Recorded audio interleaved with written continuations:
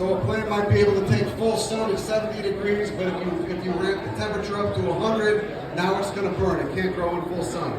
So in the context of peyote, we'll see how this shit like this matters and how fascinating it is, because West and South Texas, where peyote grows in the United States, are completely different climates. And then you go down to Mexico, and most of Mexico is at higher elevation, right? Like most of Mexico's at 4,000 feet or above, maybe 3,000 feet, but it's all volcanic, all right?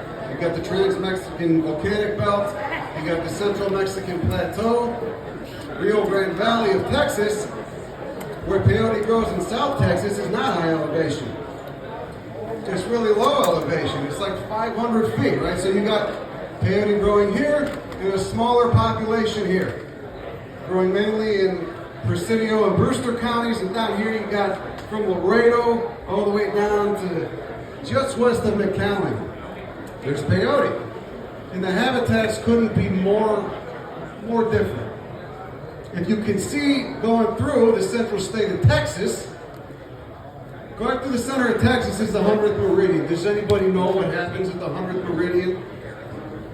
What happens when you move west from the 100th meridian? The whole fucking North American continent starts drying out. You get less rainfall and you get less humidity. Why is this important? Because humidity affects temperature. Humidity directly affects nighttime temperature. Water vapor holds heat. That's why you get hurricanes near hot oceans, not cold ones. That's why you don't get hurricanes really in California, because it's fucking cold water. It doesn't hold that much heat energy. So right here, right next to the Gulf of Mexico, 2 hours from the Gulf of Mexico is where peyote starts. It's really humid, unpleasantly humid, hilariously humid, dangerously fucking humid. Up here in West Texas, in the Big Bend region, and in Coahuila, there's Saltillo, beautiful Saltillo. They got a real nice serape museum, should you ever have a chance to visit it. There's some beautiful architecture downtown, like decaying industrial stuff. I love it, beautiful. In West Texas, higher elevation, and the nights get chilly. It's a much milder climate in terms of temperature, but it's way drier. And you see this in all the plants, not just peyote. You get a ton of plant species that grow in South Texas and West Texas. And I'm surprised no one has written a paper on this yet, because it's a really cool phenomenon. Who knows what an ecotype is? Right.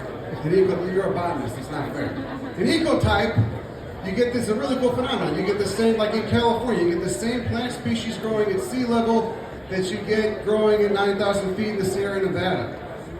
But they've been there for long enough that the environment has started to select for different ecotypes. It's the same fucking species. They can still interbreed. But the same plant that grows at sea level might get yay tall up in 9,000 feet. In the Sierras, it might get this tall. You look at